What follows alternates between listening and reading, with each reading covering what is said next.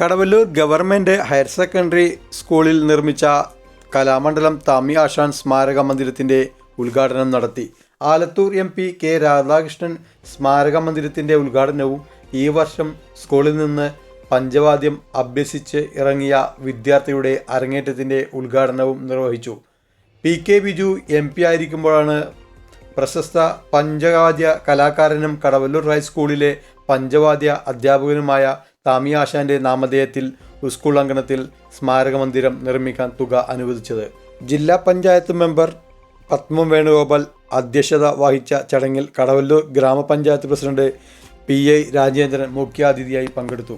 AC Moideen MLA, block panchayat member CK Viswambharan, panchayat ആരോഗ്യ standing committee chairman Jayakumar Poolakkal, school PTA president VK Mohanan എന്നിവർ സംസാരിച്ചു. Block ഗ്രാമപഞ്ചായത്ത് മെമ്പർമാർ, സാമൂഹിക രാഷ്ട്രീയ മേഖലയിലെ പ്രമുഖർ എന്നിവർ ചടങ്ങിൽ പങ്കെടുത്തു. സ്കൂളിൽ നിന്നും വിരമിക്കുന്ന അധ്യാപകരായ V Subaida, AK Gopalakrishnan, M Seemanthini, സംസ്ഥാന സയൻസ് ക്വിസ് മത്സരത്തിൽ 1ാം സ്ഥാനം നേടിയ R ധീരജ് എന്നിവരെയും ആദരിച്ചു. കൂടാതെ സ്കൂളിലെ പഞ്ചവാദ്യ അധ്യാപകരായ വേലായുധൻ, സഞ്ജയൻ, രഞ്ജിത്ത്, ശ്യാം, രാജേഷ് തുടങ്ങിയവരെയും ചടങ്ങിൽ ആദരിച്ചു. സ്കൂൾ HM ഷെർലി പെലക്കാട്ട് സ്വാഗതവും പ്രിൻസിപ്പൽ ഇൻചാർജ് S സുഹാസ് നന്ദിയും പറഞ്ഞു.